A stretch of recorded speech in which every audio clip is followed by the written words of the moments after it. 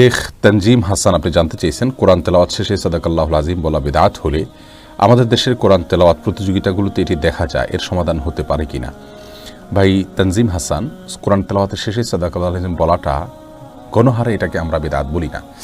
কারণ কোরআনে কারীম তেলাওয়াতের শেষে কেউ যদি আল্লাহ সুবহানাহু ওয়া তাআলার প্রতি বিশ্বাসের জায়গা থেকে, ঈমানের জায়গা থেকে আল্লাহ যা বলেছেন সেটাকে বিশ্বাস করে তিনি যদি নিজের ভেতর থেকে প্রকাশ করেন যে আমার রব যা বলেছেন তা সত্য বলেছেন, অর্থাৎ আল্লাহ তাআলা সত্যায়ন করে এরকম কোনো কিছু বলেন মাঝে মধ্যে, তাহলে সেক্ষেত্রে এটি বিদআত হবে না।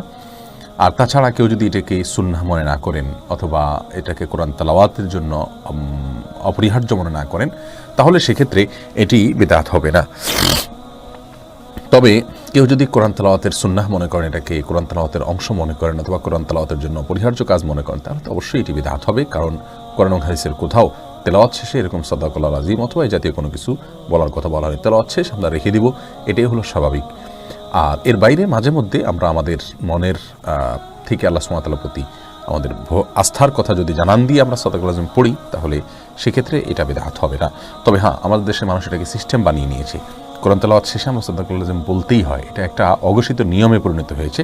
সেজন্য ধারণাটা ক্লিয়ার করা দরকার এবং খুব বেশি থেকে বেশি এটার প্রচার হওয়া দরকার যে এটি কোনো কোরআন তেলাওয়াতের জন্য অপরিহার্য কোনো কিছু নয়, সুন্নাহ নয়, কোরআন হাদিস নির্দেশিত কোনো কিছু নয়।